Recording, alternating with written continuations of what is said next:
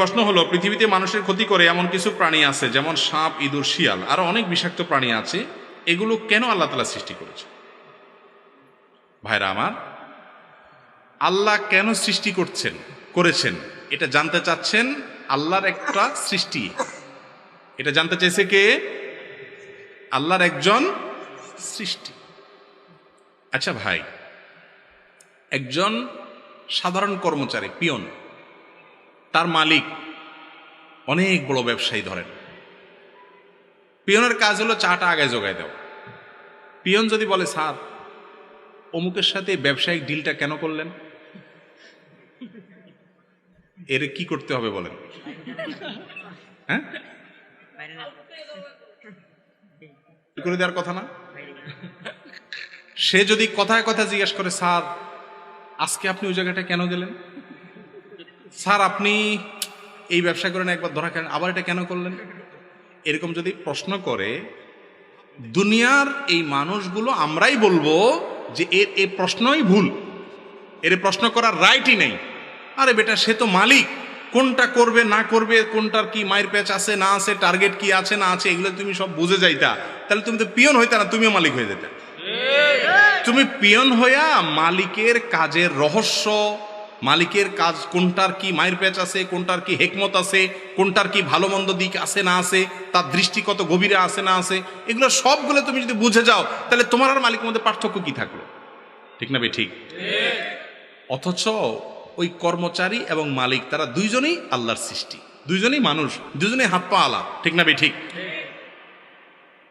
তার এই প্রশ্ন যদি মালিকের কাছে করাটা অযৌক্তিক হয়, আপনি একটা ক্ষুদ্রাতি ক্ষুদ্র সৃষ্টি, মহান আল্লাহ তাআলা, মহান রব্বুল আলামিন, মহান সৃষ্টিকর্তা, তিনি কোনটা কেন সৃষ্টি করছেন এটা যদি আপনি প্রশ্ন রাখেন, তাহলে আপনার এই প্রশ্ন রাখার কোনো রাইট থাকে?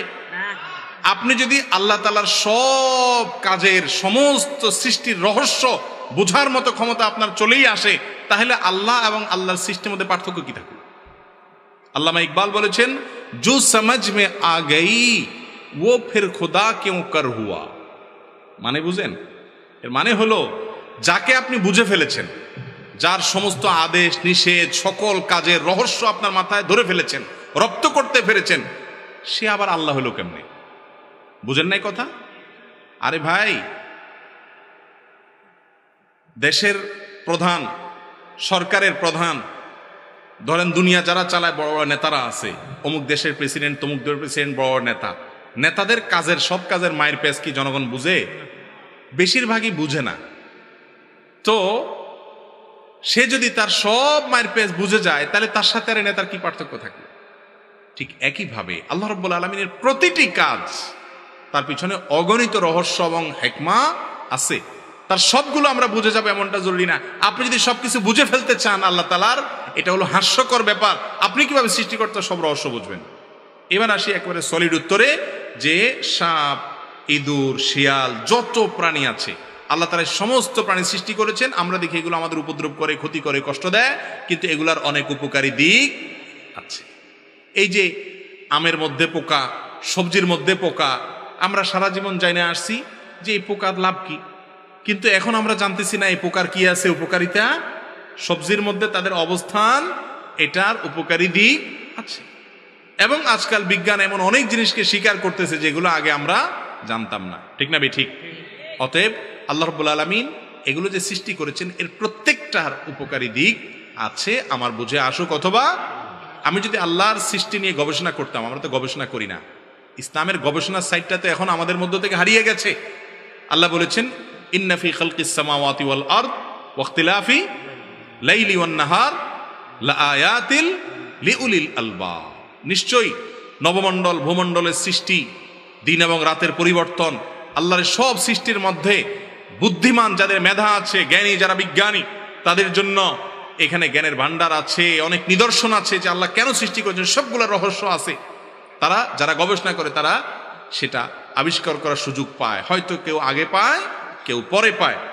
এবং এগুলোর গবেষণা করার পর একটা সময় কিন্তু ইমানদার বলতে বাধ্য হয়, স্বীকার করতে বাধ্য হয়, সুবহানাকা রব্বানা মা খালাকতা হাদা বাতিলা। হে আল্লাহ, আপনার পবিত্র বর্ণনা করছি, আপনি এর কোনোটি অন্যায়ভাবে, অপ্রয়োজনে সৃষ্টি করেন না। বিধায় আল্লাহর প্রতি সৃষ্টির রহস্য আছে। সব সৃষ্টির রহস্য আমরা এখন বুঝবো না। 500 বছর আগের মানুষ অনেক কিছু বুঝে না, আমরা এখন বুঝতেছি। ঠিক না ভাই? ঠিক। মানুষের সমস্ত কথা, সমস্ত কাজের রেকর্ড হবে, এগুলো কিয়ামতের ময়দানে দেখানো হবে। নবী করিম সাল্লাল্লাহু আলাইহি সাল্লামকে দেখানো হবে। আলমে বরজাখের মধ্যে এরকম অনেক হাদিস আছে। আজ থেকে 1000 বছর, 500 বছর, 700 বছর আগের মানুষ এই হাদিসগুলোর অর্থ বুঝে না। কিভাবে আবার মানুষকে দেখানো হবে? কিভাবে আবার কাজ সংরক্ষণ হবে? কিভাবে আবার রেকর্ড দেখানো হবে? কিভাবে আবার আমল মাপা হবে? এখন জ্বরও মাপা হয় কি হয় না? পাল্লা উঠানো যায়? জ্বর পাল্লা উঠানো যায়? বাটখারা ইয়াতে কোনো ধামাতে ভরা যায়, কিন্তু মাপা যায় কি যায় না? আমল যে মাপা যাবে, এটা 500 বছর আগের মানুষ বুঝে নাই। আজকার যুগে এসে এরকম অশরীরী জিনিসগুলো যে মাপা যায়, সেটা বোঝা যাচ্ছে কি যাচ্ছে না? কিয়ামতের আগে অনেক কিছু বুঝে আসবে। ইমানদার সে আল্লাহ তাআলার সমস্ত কিছুর প্রতি ঈমান আনবে, এর নাম হলো ইমানদার। আল্লাহ আমাদেরকে বোঝার তৌফিক দান করুন। নামাজের মাধ্যমে অনেক সময় হাত বাঁধা থাকে, হাত বাঁধা থেকে সরিয়ে গায়ের অন্য জায়গায় চুলকানি বা হাত লাগলে নামাজ হবে কিনা, উত্তরটা বুঝিয়ে বলবেন। খুব দরকারি প্রশ্ন। আপনি নামাজের মধ্যে হাত বাঁধা আছেন, এখন ধরেন আপনার শরীরে কোনো এক জায়গায় চুলকানি লাগছে অথবা একটা মশা বসছে, আপনি কি করবেন? হাত ছাড়বেন না ধরে রাখবেন? সন্ধ্যের মধ্যে পড়ে গেছেন, এই পরিস্থিতি আপনাদের জীবনে আসে না? তো কি করেন আপনারা? চিন্তা করছে কোনটা বলে ধরা খায় আবার। আচ্ছা থাক, দরকার নাই ধরা খাওয়ার, আমার থেকে শুনেন। আপনার যদি হাত বাঁধা অবস্থায় ধরেন মশা কামড় দিল বা খুব চুলকানি হয়েছে, তাহলে সেক্ষেত্রে আপনি হাত দিয়ে আস্তে করে মশা দৌড়ে দিতে পারেন, অথবা হালকা চুলকানি লাগলে চুলকায়া আপনার চুলকানির যে কষ্ট সেটা মিটায়া আবার আপনি হাত বাঁধতে পারেন, এতে কোনো অসুবিধা হবে না। আমরা মনে করি যে না, এই হাত বাঁধলে নামাজ মনে ছুটে যাবে। নামাজের মধ্যে হাত বাঁধা কি ফরজ না ওয়াজিব? হাত বাঁধাটা কি ফরজ না ওয়াজিব? সবাই ওয়াজিব বলতেছেন, আপনারা ওয়াজিব মনে করেন। নামাজের এই কমন মাসালাটা আমরা অনেকে জানি না। হাত বাঁধাটা সুন্নাত। হাত যদি নাও বাঁধেন তাও কি হয়ে যাবে? সেখানে যদি আপনি একটু চুলকান, তাতে সুন্নত সামান্য সময়ের জন্য ছুটলো, নামাজ নষ্ট হবে না। অনেকে আছে যে মশা কামড়াইতে কামড়াইতে বেচারার চেহারা লাল হয়ে গেছে মশার কামড়ের চোটে, এরপরেও হাত দিয়ে দৌড়ায় না, আছে না নেই? না, এত কষ্ট করার কোনো দরকার না, আস্তে করে দৌড়ান। আবার তার মানে এই না যে দৌড়ানোর নাম দিয়ে আপনি মশাকে মার করে একেবারে গায়ে জোরে দিলেন, কামান মারার মতো মশা মারার জন্য কামান দাগাইলেন। তো নামাজের মধ্যে এরকম করলে আমল কাসির হয়ে নামাজ নষ্ট হয়ে যেতে, আলতো করে সরাই দিতে হবে। অনেকে আছে মোবাইল বাজলে ওটা ধরে না, জামাতে নামাজ, পুরা মসজিদে মুসল্লিদের মনোযোগ নষ্ট হয়ে গেছে, তারপরও বলে বাজলে বাজক, আমি এটা পকেটে ধরে নামাজ নষ্ট করবো নাকি? তো সবার নামাজের মনোযোগ নষ্ট করে ফেলা, এটা ঠিক না। আপনি আলতো করে যে বাটনটা টিপলে মোবাইলের গলা চিপ দিয়ে ধরা হবে, ওই বাটনটা আপনি টিপ দিয়ে দেন। বুঝেন নাই কথা? প্রত্যেকে যার যার মোবাইলের বাটন কোথা আছে আন্দাজ অনুমান করতে পারেন কি পারেন না? যদি এমন কোনো জায়গায় হয় যে না, এটা যেমন আপনি নিচের এখানে নামাজ দাঁড়াইছেন, এখন দাঁড়ানো অবস্থা বাইজে গেছে, এখন তো আপনি ফিরে এসে এটা বন্ধ করতে পারবেন না, তাহলে বাঁচতে দেখ। কিন্তু পকেটে আছে, আস্তে করে চাপ চুপ দিয়ে এখন এটা টিপটু দিয়ে বন্ধ করেন। যদিও উচিত হলো আগে থেকেই কি করা, সাইলেন্ট বা বন্ধ করে নামাজ পড়া। অতএব এই বিষয়গুলোকে এত টাইট করে দেখার কোনো সুযোগ নাই। রমজান মাসে দেখা যায় হাফেজ সাহেবরা অতি দ্রুত কোরআন তেলাওয়াত করে, এটা কি ঠিক? আবার অনেক ইমাম সাহেব এত তাড়াতাড়ি রুকু সিজদা করে, পেছনে বয়স্ক মুরব্বীরা ইমামের সাথে রুকু সিজদা করতে পারে না, এ ব্যাপারে কি বলবেন? ভাই রমজান মাস আসতেছে সামনে, নামাজ কোন জি গতিতে হবে, 4G না 5G? বলে 6G। আসলেই তাই। নামাজ, তারাবি নামাজ যত তাড়াতাড়ি পড়তে পারে আমরা মনে করি হাফেজ মাশাআল্লাহ তুখুর, ঠিক না? ঠিক। আচ্ছা, ওই যে বাইসাইকেল বা এমনি গাড়ি, আমি যখন ড্রাইভিং শিখি, আমার যে শিখায় সে বলে যে তুমি আচ্ছা গাড়ি চালানো তো কোনো ব্যাপার না, গিয়ার দিলাম আর স্কেলটা চাপাইলাম, ক্লাস ছাড়লাম, গাড়ি দৌড়াবে, ঠিক না? এখন উনি আমাকে বললেন যে আচ্ছা তুমি গাড়ি চালানো শিখছো, ভালো কথা, কত আস্তে চালাতে পারো এই টেস্ট তোমার। তো নতুন যারা গাড়ি চালানো শিখে দেখেন আস্তে চালাতে পারে না, কোনটা চালাতে পারে? জোরে চালাতে পারে। আচ্ছা গাড়িটা তো একটু দূরবর্তী মেসাল, সাইকেলে আসেন, সাইকেল প্রথম যখন সাইকেল চালানো শিখে একটু প্যাডেল দিয়ে কোনো রকম যদি সাইকেলটারে হাঁটাইতে পারে, তো দেখবেন যে শিখায় ও পিছন থেকে দৌড়ায় ধরতে পারে না, ঠিক না? ঠিক। আর যে খুব এক্সপার্ট সাইকেলের, সে দেখবেন যে একজন হেঁটে হেঁটে যাচ্ছে বাচ্চা, ও বাচ্চার পাশ দিয়ে সাইকেলকে খুব ধীরে ধীরে নিয়ে যেতে পারে, ঠিক না? ঠিক। তো এইটা যেরকম ঠিক, একইভাবে কোরআনে কারিমের তেলাওয়াত ধীরে ধীরে সুন্দর করে পড়তে পারা, এটা সবাই পারে না, এটা এক্সপার্টরা পারে। আর হুলস্থুল করে তুফান মিল করে পড়া, এটার জন্য তেমন যোগ্যতার প্রয়োজন হয় না। বিশেষ করে তোতা পাখি মার্কা হাফেজ কি পড়ে না পড়ে বুঝে টুঝে না, এরা হুলস্থুল করে পড়াটা অনেক বেশি তাদের জন্য উপযোগী এবং উপকারী মনে করে, তারা ওটাকে সহজ মনে করে। মনে রাখবেন, তারাবির নামাজটার নামই হলো তারাবি, মানে বুঝেন তারবি হাতুনের বহু বছর, মানে কি আরাম করে করে ধীরে ধীরে পড়া। আর আমাদের গোটা জীবনের যত নামাজ আছে এর মধ্যে সবচেয়ে তুফান মিল নামাজই হলো তারাবির নামাজ। এটা ঠিক না ভাই? আপনি তুফান মিল মার্কা খতম তারাবি দেওয়ার চাইতে ধীরে ধীরে পড়েন, কোটা কোরআন খতম না দিলেও ভালো। কথা কি বুঝাতে পারছি? আর রুকু সেজদা বিশেষ করে তারাবিতে তো হাফেজ সাহেবরা এমন ভাবে রুকু সেজদা, রুকু থেকে উঠে দাঁড়াইতে না দাঁড়াইতে আবার দৌড়, মনে হয় যে কোনো আর্মির ট্রেনিং চলতেছে। মনে রাখবেন, এরকম নামাজ হলে নামাজই হবে না তারাবিতে পড়ার কথা। এক তাজবি পরিমাণ আপনি দাঁড়ান না, নামাজই হবে না। অতএব তাড়াহুড়া করে নামাজ পড়ার অভ্যাস আমাদের ছাড়তে হবে। আমি একটা কথা বলি, তারাবিতে ধীরে ধীরে পড়া, তাড়াহুড়া করে পড়া পার্থক্য কি জানেন? 5 মিনিটের, সর্বোচ্চ 10 মিনিট। 10টা মিনিট বাড়ায় দেন, দেখবেন যে পুরো নামাজটা সুন্দর হয়ে গেছে। শয়তান যেভাবে বুঝায়, মনে হয় যে তাড়াহুড়া করে পড়লে জানি কি উল্টে ফেলাবেন, আসলে কিছুই হবে না। 5-10 মিনিটে কি হবে যাবে। আল্লাহ তাআলা আমাদেরকে বুঝার তৌফিক দান করুন। নামাজের মধ্যে অজান্তে যদি কোনো দোয়া ভুল হয় তাহলে কি নামাজ হবে, বুঝিয়ে বলুন। নামাজের মধ্যে যদি কোনো দোয়া ভুল হয়, দেখতে হবে কি ধরনের দোয়া। যদি আপনার সাধারণত যে রুকুর তাসবিহ আছে, সিজদার তাসবিহ আছে, দোয়া মাসুরা আছে, এই জাতীয় কোনো দোয়াতে যদি ভুল হয়, তাহলে সেক্ষেত্রে ফোকাহে আহনাফ এবং অন্যান্য ফোকাহাদের মত, যেটা আমার কাছে যেটা অধিকতর শক্তিশালী, সেই মত অনুযায়ী এই তাসবিহগুলো বা এই দোয়াগুলো ফরজ ওয়াজিব না। যার কারণে এগুলোতে ভুল হলেও নামাজ হয়ে যাবে। আর যদি ধরেন আপনার কথার কথা আত্তাহিয়াতু সঠিক মতো হয় নাই, সূরা ফাতিহা ঠিক মতো হয় নাই, ভুল হয়েছে, তাহলে সেক্ষেত্রে ওটা আবার পড়বেন, সঠিক করে পড়বেন। আর যদি বড় ভুল হয়ে যায়, ওইভাবে নামাজ শেষ করেন, তাহলে ওই নামাজ হবে না, কারণ এটা পড়া কি ফরজ বা ওয়াজিব। বাংলা নাটক দেখলে গুনাহ হবে কিনা, এটা কোনো প্রশ্ন হলো ভাই? বাংলা নাটক দেখলে গুনাহ হবে মানে আপনার সন্দেহ হচ্ছে যে, দেখেন কোন লেভেলে গেছে মানুষ, মনে করে হিন্দি ইংরেজি দেখলে না গুনাহ হবে, বাংলা দেখলে কি আর গুনাহ হবে? দেখুন ভাই, হাসার জিনিস না। আমাদের কাছে অনেক এমন এমন প্রশ্ন আসে, যে প্রশ্নগুলো দূর থেকে মানুষ মনে করে এটা কেউ করে, আসলে ওই লোকটা ওটা জানা দরকার, অতটুকু উনি জানেন না, হয়তো হতে পারে। দেখেন, নাটক সিনেমা দেখার সাথে হালাল হারামের সম্পর্ক হলো দৃশ্যের সাথে সম্পর্ক, এটার সাথে ভাষার সম্পর্ক। আরবিতে নাটক দেখলে সওয়াব হবে, বুঝেন নাই কথা? আরবিতে যদি আপনি নাটক দেখেন, যে নাটকে নারী পুরুষ একসাথে অভিনয় করে, মিউজিক আছে, হারাম জিনিস আছে যেটা দেখা হারাম, এটা যদি আরবিতেও দেখানো হয়, জায়েজ হবে না? তাহলে বোঝা গেল এটার সাথে ভাষার কোনো সম্পর্ক নেই। কি দেখছেন সেটার উপর নির্ভর করবে।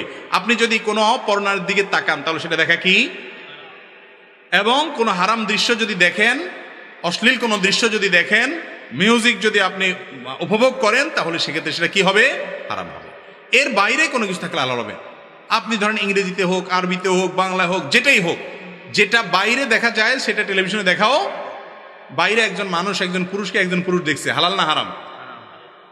কয় হারাম। ঘুম বেশি আসছে এলাকা ভাই। টেলিভিশনে একজন পুরুষ আর একজন পুরুষকে, টেলিভিশনের বাইরে একজন পুরুষ একজন পুরুষকে দেখছে, আমি ওনাকে দেখছি, এটা জায়েজ না না জায়েজ? তো ওনাকে যদি আমি টিভিতে দেখি, সেটাও কি? আপনি বাইরে যেটা দেখা যায় টিভিতেও সেটা, বাইরে যেটা দেখা না যায় টিভিতেও সেটা দেখা না যায়। বাহিরে একজন পুরুষ একজন নারী যার মাহরাম না, তাকে দেখা জায়েজ আছে? তাহলে টিভিতে দেখাও। টিভিতে যারা অভিনয় করতেছে মহিলারা, এরা কি আপনার মাহরাম? তাহলে তাদেরকে দেখা না জায়েজ। অতএব নাটক বাংলায় না আরবিতে না ইংরেজিতে, এটা মুখ্য না। মুখ্য হলো কি আছে তাতে। নাটক সিনেমা মানেই হলো এই হারামগুলার মিশেল, যার কারণে সেগুলো দেখা জায়েজ নাই। এগুলো ছাড়া যদি হয়, এরকম যদি থাকে কোনো এক্সক্লুসিভ কিছু, তাহলে সেটা দেখা জায়েজ হতে পারে। এরপরে প্রশ্ন হলো, রমাদান মাসের প্রস্তুতি আমরা কিভাবে নিব, দয়া করে জানাবেন। রমাদানের প্রস্তুতি আমরা কিভাবে নেই সেটা তো মোটামুটি সবাই জানে। বিশেষ করে দ্রব্যমূল্যের ঊর্ধ্বগতি চলছে, এমনি মানুষের নাবিশ্বাস, আরো রমজান যখন কাছাকাছি আসবে। আমি বলি, রমজানের আগে আমাদের প্রস্তুতি হলো ছোলা, চিনি, বেগুন, বেসম, সয়াবিন তেল, এগুলো কিনে আমরা গুদাম করি, মানে বাসা ভরি ফেলাই। কেন? রমজান আসতেছে, মানে খাওয়ার মাস আসতেছে, যে মাসে বেশি বেশি করে খাইতে হয়। যে মাসে আল্লাহ দিনের বেলা খানাই বন্ধ করে দিছে, ওই মাসে তো বাজার সাথে আরো কম করলে চলতো, তাই না? এমন খানা খাই আমরা যে সরকারের যারাই তখন দায়িত্বে থাকে, বেচারা হিমশিম খেয়ে যায় বাজার সামলাইতে, ঠিক না? ঠিক এমন খানা দেয় বাঙালি। কিরে ভাই, রমজান মাস কি খানার মাস না খানা ছাড়ার মাস? তাহলে বাজারে ক্রাইসিস হবে কেন? বরং আরো জিনিসপত্রের দাম কমে না হওয়ার কথা, কারণ ক্রেতা কম। ঠিক না ভাই? ঠিক। ভাইরা আমার, রমজানের প্রস্তুতি খাবারের প্রস্তুতি না। রমজানের প্রস্তুতি কি? কখন কোন আমল করবেন প্ল্যান করা, যাতে করে সময় নষ্ট না হয়। ঈদের কাপড় চোপড়ের ঝামেলা শেষ করা, যে মার্কেটে যায় সময় নষ্ট না হয়। ইবাদতের পরিকল্পনা করা, এটা হলো রমজানের কি পরিকল্পনা করা। আল্লাহ তাআলা আমাদেরকে করার তৌফিক দান করুন। এরপর প্রশ্ন হলো, নিফাসের সময় রোজা নামাজ নিষিদ্ধ হওয়ার পর সেগুলো কিভাবে আদায় করবে, নিয়ম কি? দেখুন, মা বোনরা মাসিক অবস্থায় যে নামাজগুলো ছুটে যাবে সেগুলো আর পড়া লাগবে না, সেগুলো মাফ। কিন্তু মাসিক অবস্থায় যদি রোজা ছুটে, সেগুলো রমজানের পরে তাদেরকে রেখে দিতে হবে। সেগুলো তারা পরবর্তী রমজানের আগে যে কোনো সময় রেখে দিতে পারে, তবে যত আগে রাখতে পারে তত ভালো। এগুলো যে এক নাগাড়ে রাখতে হবে এমন কোনো কথা নাই। ভেঙে ভেঙে আজকে একটা, 2 সপ্তাহ পরে একটা, 1 সপ্তাহ পরে একটা, বা সুবিধা অনুযায়ী রাখলেও রাখতে পারবেন, কোনো অসুবিধা নাই। আর নেফাস অর্থাৎ সন্তান প্রসব পরবর্তী যে ব্লিডিং হয়ে থাকে, এটার কারণে মা বোনরা তাদের যে নামাজগুলো ছুটে সেগুলো আর কাজা করতে হবে না।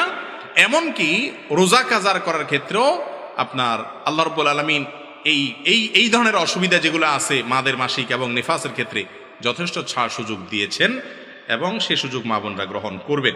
তাকে বলেছি যে যদি কারোর স্ত্রীর ভরণ পোষণ দেওয়ার মতো ন্যূনতম সক্ষমতা না থাকে, মহর পরিশোধ করার মতো ন্যূনতম সক্ষমতা যদি না থাকে, তার জন্য নবী করিম সাল্লাল্লাহু আলাইহি সাল্লামের নির্দেশনা হলো তিনি বিভিন্নভাবে নিজের যৌন আকাঙ্ক্ষাকে অবদমিত করবেন, নিয়ন্ত্রণ করবেন। তন্মধ্যে থেকে একটা পদ্ধতি হলো রোজা রাখা। এর মাধ্যমে তিনি নিজেকে নিয়ন্ত্রণ করার চেষ্টা করবেন। আর এর পাশাপাশি তিনি তো অবশ্যই উপার্জন করে করে নিজে তার স্ত্রীর ভরণ পোষণ মহরের টাকা জোগাড় করার চেষ্টা করবেন। মনে রাখবেন, বিবাহের সক্ষমতা এটা শরঈ দৃষ্টিকোণ থেকে আসার জন্য শর্ত হলো স্ত্রীর কোনোভাবে মহর দেওয়ার মতো টাকা থাকা, আর সহজ কথায় ডাল ভাত জোগাড় করার মতো টাকা থাকা। ডাল ভাত জোগাড় করার মতো টাকা বুঝেন? আমরা আজকাল অনেকে মনে করি যে বিয়ে করতে হবে মানে হলো বিরাট টাকা পয়সার মালিক হইতে হবে, অনেক টাকা পয়সা থাকতে হবে, আলিশান একটা বাড়ি করতে হবে, বড় একটা চাকরি থাকতে হবে, অনেকগুলো পয়সা ব্যাংক ব্যালেন্স থাকতে হবে, ঘরে অনেক কিছু থাকতে হবে। এগুলো আমাদের সমাজ বানিয়ে নিয়েছে।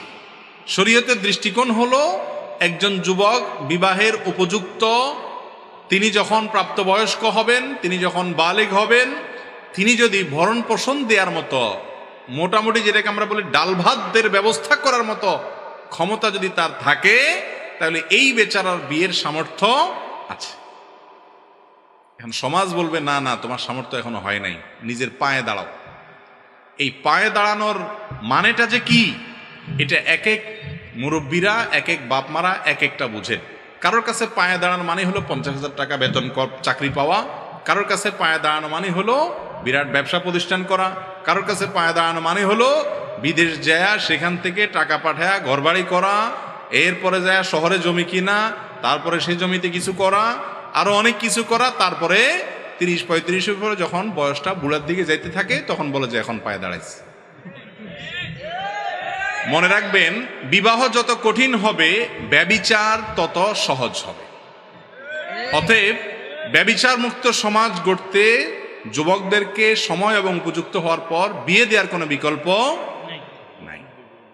যে বাবা মা ন্যূনতম দায়িত্বশীল, ন্যূনতম তাদের মধ্যে দায়িত্ববোধ আছে, তারা তাদের সন্তানকে বিয়ের জন্য তথাকথিত পায়ে দাঁড়ানোর নাম দিয়া বুড়ো করে বিয়ে দিতে পারেন না। ভাইরা আমার, লেট ম্যারেজ বা দেরিতে বিয়ের যে ক্ষতি, এটা নিয়ে আধা ঘন্টা বক্তব্য দেওয়া যাবে। দেরিতে বিয়ের যে ক্ষতি, আমাদের মুরব্বীদের, বেশিরভাগ মুরব্বীদের খোঁজখবর নেন। ডক্টর খন্দকার আব্দুল্লাহ জাহাঙ্গীর রহমাল্লাহ বলতেন, আমাদের চাচি, নানি, দাদি যারা সেই জেনারেশনের মানুষদের খোঁজখবর নিয়ে দেখেন যে বিয়ে হয়েছে খুব অল্প বয়সে, এরপরে বাচ্চা কাচ্চা হয়েছে 8টা, 10টা, 12টা, দাঁত সবগুলাই আছে, একটাও পিলিং করা লাগে না, রুট ক্যানাল করা লাগে নাই, চোখে এখনো চশমা দেওয়া লাগে না, কোরআন তেলাওয়াত করতে পারে, আপনার মতো হয়তো খাবার চোখেও দেখে নেই, কিন্তু এরপরেও তারা এখনো তাগড়া, সুস্থ, অনেক সময় যুবকদের চাইতেও বেশি আছে। ঠিক না ভাই? ঠিক। তাহলে যুবকদের বিয়েকে বিলম্ব করা, এটা সমাজের জন্য ফাসাদ ছাড়া আর কিছু না। নবী করিম সাল্লাল্লাহু আলাইহি ওয়াসাল্লামের কথাটা আমার কথা না। তিনি বলেছেন, তোমাদের সন্তানরা বিয়ের উপযুক্ত হলে তাদেরকে দ্রুত ভালো কোনো উপযুক্ত পাত্রপাত্রী পেলে দ্রুত বিয়ে দাও, যদি না দাও তাহলে জমিনে, এই দুনিয়াতে, এই সমাজে ফাসাদ সৃষ্টি হবে, সে ফাসাদ কন্ট্রোল তোমরা করতে পারবে না।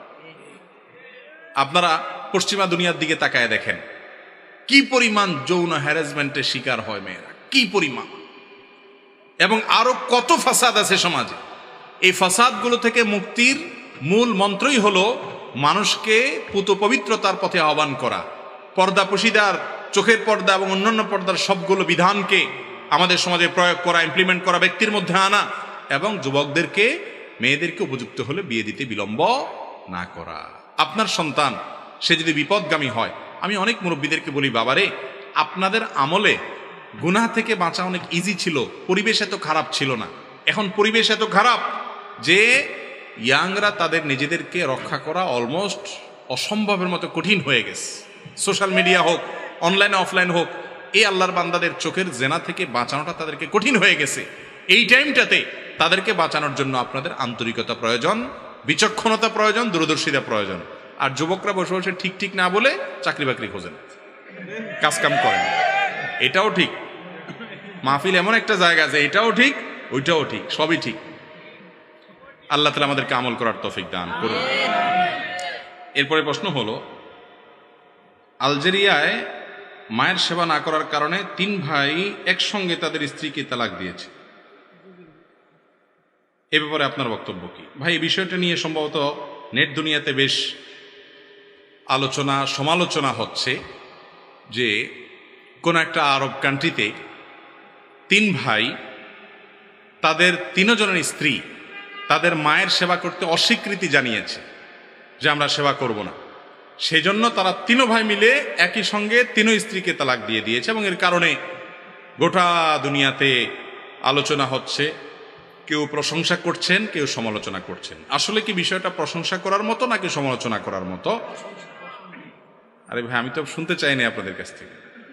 যাই হোক, আপনারা যত দ্রুত কিছু মানুষ প্রশংসা বলে ফেলছেন, আবার কিছু মানুষের সাথে সমালোচনা করে বলবেন, এটা আমাদের একটা সমস্যা। এটা হলো আজকালকার সাধারণ মানুষের আমাদের কি একটা সমস্যা, আমরা যে কোনো বিষয়ে মন্তব্য করতে দেরি করি না। আরে ভাই, সে আলজেরিয়ার ঘটনা বা যে দেশেরই হোক ঘটনা, সেখানকার ঘটনা কি ঘটেছে, এই 3 মহিলা তারা সেবা করতে অস্বীকৃতি জানিয়েছে, শুধু কথা এটুকু না, তাদের আচার আচরণ কি তারা করেছে না করেছে, আর তাদের দোষ কতটুকু, এই ভাইয়েরা কতটুকু সেটাকে নিয়েছে, এখানে কি ভাইদের বাড়াবাড়ি সীমা লঙ্ঘন নাকি তাদের কোনো ত্রুটি, মূল বিষয় কি সেটা পরিপূর্ণভাবে না জেনে এই ঘটনার উপরে মন্তব্য করা, তাদের কার ভুল কার ত্রুটি এটা বের করা, এটা অত্যন্ত কঠিন একটা কাজ। ফেসবুক আর সোশ্যাল মিডিয়ার এই যুগে আজকাল কোনো কিছু পাইলেই হইল, একটা মন্তব্য না দিলে কি আর হয়? আমরা একটা মন্তব্য দিয়ে দিই, ঠিক না বে ঠিক? আহা, যদি এই মন্তব্যের ওজন বুঝতাম। আমি এই ঘটনার কথা বলছি না, যেই কোনো ইস্যুতে মন্তব্য করাটা আমাদের সবচাইতে সহজ কাজ হয়ে গেছে আজকাল। অথচ তাহসাবুনাহু হাইয়িনা ওয়া হুয়া ইনদাল্লাহি আযীম, বিশেষ করে কোনো মানুষের উপরে অভিযোগ আরোপ করার বিষয় যখন আসবে, এই বিষয়টাকে তোমরা খুব হালকা মনে করো, অথচ এটা আল্লাহর কাছে অনেক বড় বিষয়। যাই হোক, এখানে মূল ঘটনা কি ঘটেছে আমি জানি না, অতএব পুরো ঘটনা না জেনে মন্তব্য করতে পারবো না। বেশিরভাগ ক্ষেত্রে আমরা ঘটনা না জেনে মন্তব্য করি। একটা এক্সাম্পল দেই, আমাদের দেশে কোনো রোড অ্যাক্সিডেন্ট হলে, যেই কোনো রোড অ্যাক্সিডেন্ট, সেটা বাস চাপা হোক অথবা ছোট কোনো প্রাইভেট গাড়ি চাপা হোক, রোড অ্যাক্সিডেন্ট হলে, বিশেষ করে গাড়ি চাপা যদি কোনো মানুষ মারা যায়, পথচারী মারা গেলেন, কথার কথা, গায়ের নিচে পড়ে কোনো মানুষ মারা গেছে বা মারা যায় না, আহত হয়েছে, এই গাড়িতে যদি কোনো মানুষ চাপা পড়ে, আমাদের দেশের মানুষ এই ঘটনার পর যত মানুষ দেখে জানে শুনে সবাই চোখ বন্ধ করে একটা কমেন্ট করে দেয়, মন্তব্য করে দেয়, সেটা কি? ড্রাইভারের দোষ, ঠিক না বে ঠিক? অথচ আমার ব্যক্তিগত অবজারভেশন যে এই জাতীয় ঘটনায় ড্রাইভারের দোষ থাকে, এটা ঠিক। বেশিরভাগ ঘটনায় পথচারীদের দোষ থাকে। একটা গাড়ি, ওই বেচারা ব্রেক দিতে তার সময় লাগে, অনেক সময় হুট করে দৌড় দিলেন, ব্রেক দিয়ে কুলাইলো না, তখনও দোষ আপনি ড্রাইভারের দিয়ে দিলেন। আমরা জেনে না জেনে, বুঝে না, হ্যাঁ এটা ঠিক যে ড্রাইভারদের দোষ হয় হিউজ, অনেক পরিমাণ দোষ হয়, কিন্তু গাড়ির নিচে চাপা পড়লেই চোখ বন্ধ করে ড্রাইভারের দোষ দেওয়া, ড্রাইভারের ধরে উত্তম মধ্যম দেওয়া, এটা তো আমাদের একটা সিস্টেমে পরিণত হয়ে গেছে। ঠিক না বে ঠিক ভাইরা আমার? এরকম অনেক ক্ষেত্রে আমরা মন্তব্য না জেনে করে থাকি। যাই হোক, যেটা বলছিলাম, মায়ের খেদমত করে না স্ত্রী, মায়ের সেবা করে না, অর্থাৎ স্ত্রী তার শাশুড়ির সেবা করে না, শ্বশুরের সেবা করে না, এই অজুহাতে স্বামী তার স্ত্রীকে তালাক দিবে কিনা, অথবা মা বাপ যদি নির্দেশ করে বউকে তালাক দিয়ে দাও, দিবে কিনা? এর উত্তর হলো, প্রথমত স্ত্রীর উপরে শরীয়তের পক্ষ থেকে সরাসরি শ্বশুর শাশুড়ির খেদমত করা আবশ্যক বা ফরজ ওয়াজিব না হলেও মানবিক এবং নানা দিক থেকে স্বামীর প্রতি আনুগত্যের জায়গা থেকে, স্বামীর প্রতি ভালোবাসার জায়গা থেকে তার বাবা মার সাধ্য অনুযায়ী সেবা করা উচিত। আর কিছু না হোক, বড়কে সম্মান করা, বড়কে সেবা করা, এটা ইসলামের নির্দেশ কি নির্দেশ না? সেখানে কোনো নারী তার স্বামী যখন ওই নারীর সংসারের উন্নতির জন্য, তার ছেলে মেয়ে, তার ভবিষ্যৎ সার্বিক কল্যাণের জন্য বাহিরে দৌড়াদৌড়ি করেন, পরিশ্রম করেন, ব্যস্ত থাকেন, তার অগোচরে অনুপস্থিতিতে তার মা বাবার সেবা করা, দেখভাল করা, এটা অবশ্যই ওই নারীর নৈতিক দায়িত্ব। শরীয়ত ফরজ ওয়াজিব না করলে কি হবে? এটা তার উত্তম আখলাক এবং মুসলমানি আখলাকের শামিল যে তিনি এটা করার চেষ্টা সাধ্য অনুযায়ী করবেন। তাই বলে তাকে কাজের মেয়ে বানিয়ে, তাকে দিয়ে প্রয়োজন হোক বা না হোক সমস্ত কাজ করাবেন, জুলুম করবেন এবং তার উপরে কাজ চাপিয়ে দিবেন, চুলেতে নুন খসলে তালাক দেওয়ার কথা বলবেন, এটা কোনো মুসলমানের জন্য, পুরুষের জন্য জায়েজ। আবার সে যেরকম আপনার বাপমার সেবা করছে, আপনারও কর্তব্য আপনার শ্বশুর শাশুড়ি অর্থাৎ স্ত্রীর বাপমা, তাদের সাধ্য অনুযায়ী সেবা করা, খেদমত করা, তাদের সাথে মহব্বতের সম্পর্ক রাখা, স্ত্রীকে তার বাপমার সেবা করার সুযোগ দেওয়া। মনে রাখবেন, মৌলিকভাবে আপনি পুরুষ, আপনার বাপমার সেবার দায়িত্ব আপনার, আপনার বাবার সেবা করার দায়িত্ব, আর আপনার স্ত্রীরও তো কি আছে, বাপমা। আল্লাহ কোরআনে বলেছেন, ওয়াবিল ওয়ালিদাইনি ইহসানা, মা বাবার প্রতি সৎ ব্যবহার করবে। এটা কি শুধু পুরুষদের জন্য না মহিলাদের জন্য? আল্লাহ তো পুরুষদের জন্য আলাদা করে বলেন নাই। তাহলে বোঝা গেল, আপনি আপনার বাপমার সেবা করার জন্য আপনার কর্তব্য, আপনার স্ত্রী তারও তার বাপমার সেবা করা তার কর্তব্যের অংশ।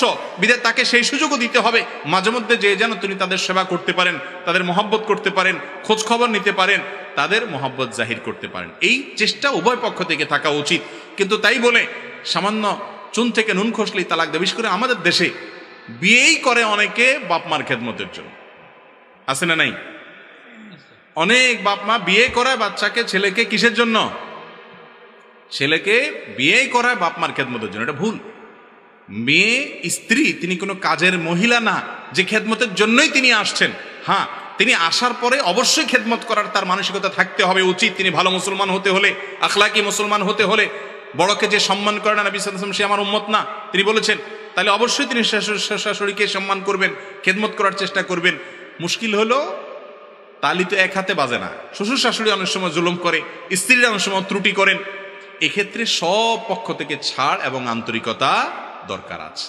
মা বাপ যদি নির্দেশ করে আপনি আপনার স্ত্রীকে তালাক দিতে পারেন কিনা, উত্তর হলো, যদি মা বাপ নির্দেশ করেন অন্যায়ভাবে স্ত্রীকে তালাক দেওয়ার, তাহলে মা বাবা সে নির্দেশ মানা আবশ্যক না। কারণ লা তাআতা লিমাখলুকিন ফি মাসিয়াতিল খালিক, আল্লাহর সীমানা লঙ্ঘন করে, নির্দেশ লঙ্ঘন করে কারো নির্দেশ মানা আবশ্যক না, এমনকি মা বাপেরটাও না। আপনার স্ত্রী যদি কোনো দোষ না থাকে, তাহলে বেচারিকে তালাক দিলে তার উপরে জুলুম হবে কি হবে না? এই জুলুমের নির্দেশ যদি আপনার বাপ মা করতে বলে, তাহলে সেটা আপনার শোনা আবশ্যক। আপনি বলবেন ইব্রাহিম আলাইহিস সালাম নির্দেশ করেছেন, ওমর রাদিয়াল্লাহু আনহু নির্দেশ করেছেন। এর উত্তর হলো, ইব্রাহিম আলাইহিস সালাম আল্লাহর নবী ছিলেন, ওমর রাদিয়াল্লাহু আনহু নবী করিম সাল্লাল্লাহু আলাইহি ওয়াসাল্লামের খলিফা ছিলেন। তিনি পরিস্থিতি পর্যবেক্ষণ করে যে নির্দেশ দিয়েছেন সেটা তার সন্তানের জন্য উপযোগী। আজও যদি কোনো বাপ মা যৌক্তিক এবং প্রয়োজনীয় নির্দেশ সন্তানকে দেন, তাহলে সেক্ষেত্রে সে নির্দেশ আপনি মানবেন। কিন্তু আপনি কোনো যৌক্তিক গ্রাউন্ড দেখছেন না, শুধুমাত্র মা বাপের ব্যক্তিগত অপছন্দের কারণে স্ত্রীকে তালাক দিতে বলে। অনেক সময় মেয়ে পছন্দ হয় না, বস তাইলে বলে তালাক দিয়ে দাও। মা বাপ ডিস্টার্ব করে ছেলেকে, আছে না নেই? তো এইরকম ভাবে ডিস্টার্ব দিয়ে বা সন্তানকে চাপ দিয়ে স্ত্রীকে তালাক দেওয়ানো ওই মুরব্বীদের জন্য নাজায়েজ কাজ, আর ছেলেও সেটা শোনা কি হবে, নাজায়েজ কাজ হবে। কথা কি বুঝতে পারছি? অতএব এই আলজারিয়ার ঘটনা যারা সমালোচনা করছেন, যারা প্রশংসা করছেন, আমি মনে করি তাদের বেশিরভাগ লোকই ভুলের মধ্যে আছেন এই জায়গাটাতে, যে একটা সংক্ষিপ্ত ঘটনা কি ঘটেছে না ঘটেছে একেবারে কাছাকাছি না গিয়ে অথবা পুরো ঘটনার বিবরণ না জেনে মন্তব্য করা কঠিন। তবে হ্যাঁ, এইটুকু আমরা মৌলিকভাবে করে বলতে পারি, মা বাবার সেবা করা ছেলেদেরটা ছেলেদের উপরে, মেয়েদেরটা মেয়েদের উপরে আবশ্যক। আর শ্বশুর শাশুড়িটা করাটা হলো নৈতিক দায়িত্ব, করা উচিত, ইমান এবং আখলাকের দাবি, মুসলমানের চরিত্রের দাবি। কিন্তু না করলে তার জন্য শরীয়তের পক্ষ থেকে কোনো পানিশমেন্ট নাই, কিন্তু বেয়াদবি যেন না করে তাদের কষ্টের জন্য কারণ না হয়। তবে ভালো মুসলমান হওয়ার জন্য এই খেদমত করার বিকল্প নাই। অতএব সেই চেষ্টা করতে হবে। এটার কারণে সামান্য চুল থেকে নুন খসলেই আপনার স্বামী তার স্ত্রীকে তালাক দেওয়া, এটা তার জন্য কি নাই, জায়েজ।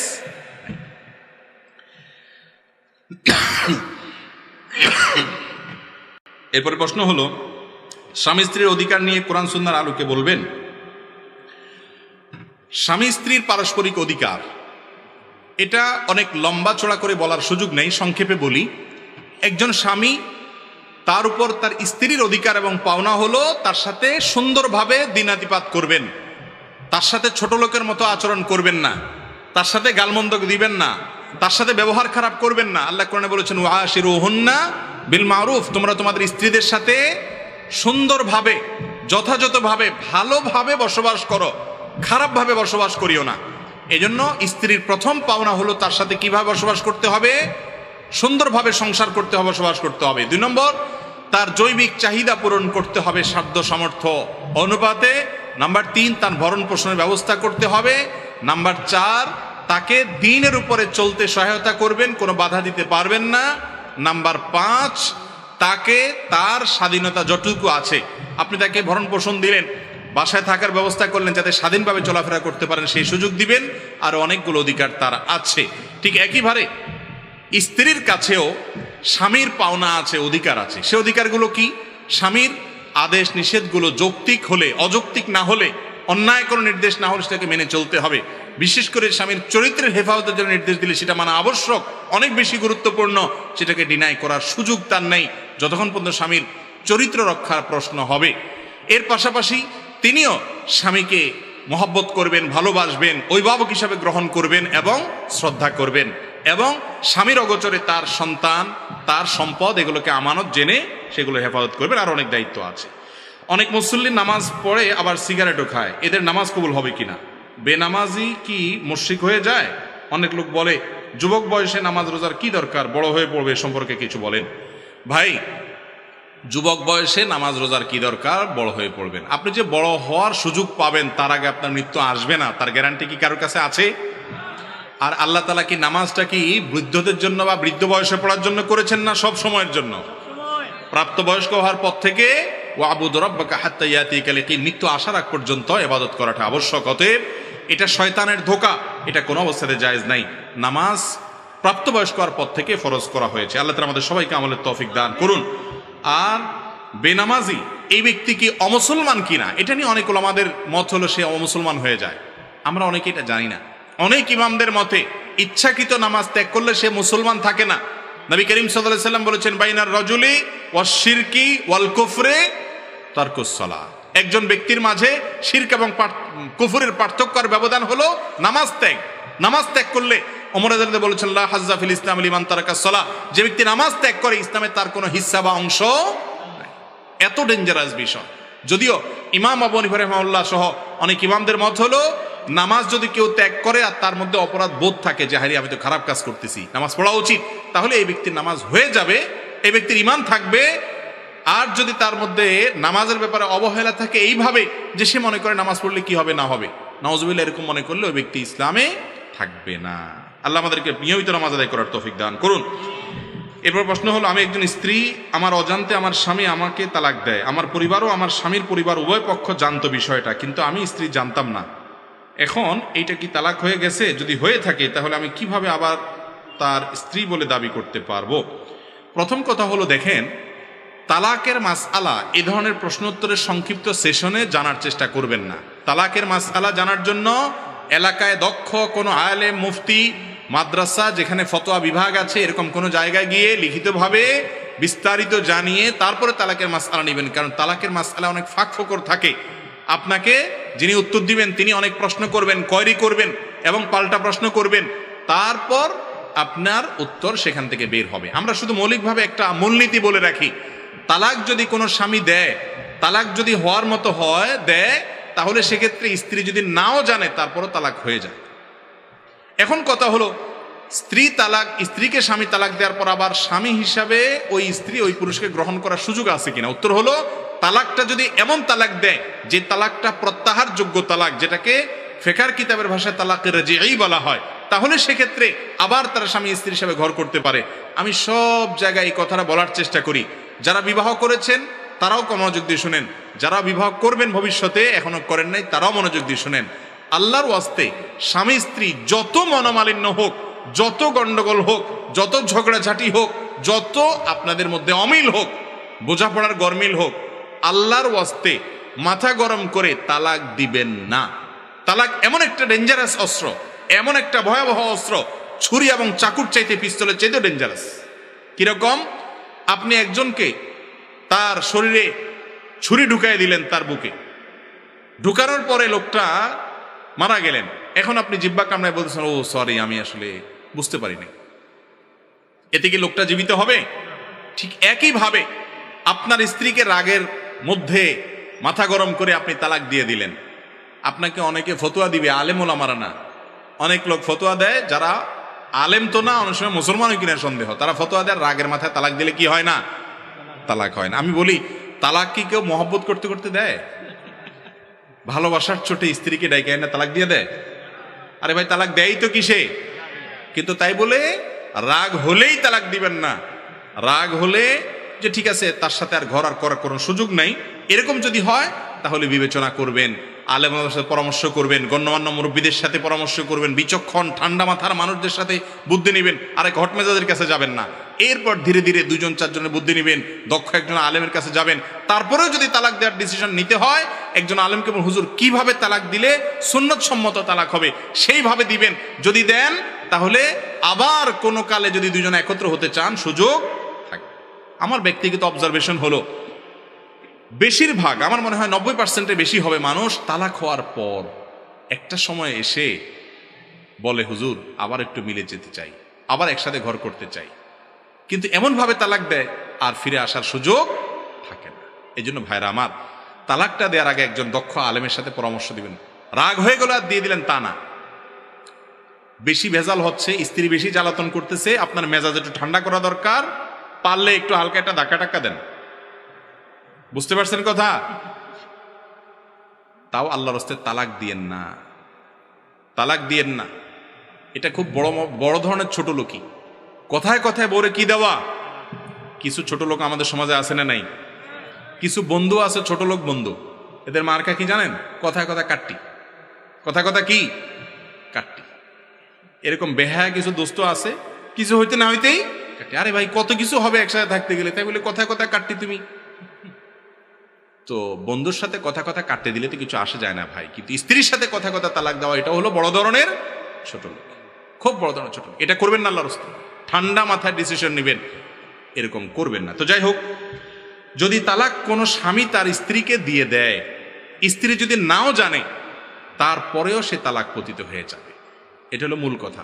এখন যদি প্রত্যাহারযোগ্য তালাক দিয়ে থাকে, স্ত্রী আবার সে স্বামীর ঘর করতে পারে, প্রত্যাহার করার সুযোগ আছে। এরপরে প্রশ্ন হলো, একজন অপরজনের জায়গা দখল করেছে, একজন লোক জেনা করেছে, এসব বলা কি গীবত? দয়া করে গীবত সম্পর্কে একটু বলুন। কোন লোক আরেকজনের জায়গা দখল করছে, কোন লোক জেনা করছে, কোন লোক দুর্নীতি করছে, কোন লোক চুরি করছে, কোন লোক মিথ্যা কথা বলছে, এই কথাটা যদি তার পেছনে আপনি অন্যদের কাছে বলেন, এটা গীবত। এটা কি গীবত? আমরা অনেকে মনে করি গীবত মানে হলো কারোর মধ্যে কোনো দোষ নাই সেটা বলাটা, এটা ভুল।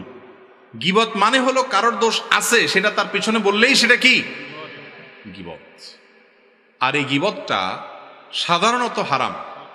এটা জায়েজ হবে তখন, ধরেন কথার কথা, একজন মানুষ সে অন্যের জমি আত্মসাৎ করছে, আপনি অন্য কোনো মানুষকে সাবধান করতেছেন যে এই লোকটার ব্যাপারে সাবধান, তোমার জমি তো তার পাশে আছে, দেখিও সে আবার আত্মসাৎ করে কিনা, সে তো এরকম অন্যের আইল ঠেলার অভ্যাস আছে, আত্মসাৎ করার অভ্যাস আছে, আপনি তাকে সাবধান করার নিয়তে বলছেন, তাহলে ঠিক আছে, এটা জায়েজ আছে। কথা কি বুঝাতে পারছি? একজনের টাকা হলাত দিতে যাচ্ছে, আপনি জানেন এই লোক একবার টাকা হলাত নিতে পারলে আর দেয় না, আপনি তাকে বললেন যে ভাই সাবধান, টাকা হলাত দেওয়ার আগে এই লোকের কিন্তু নেচার ভালো না, লেনদেন ভালো না।